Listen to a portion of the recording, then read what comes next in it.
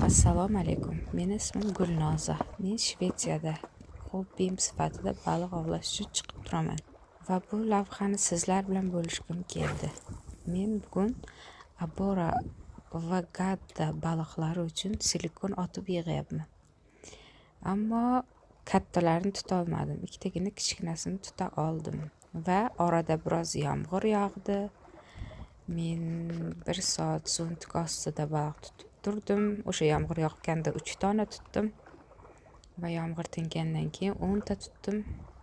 Hammasi bo'lib 13 ta baliqni tutib uyimga olib keldim va pishirib yedim o'sha kuni kecha edi.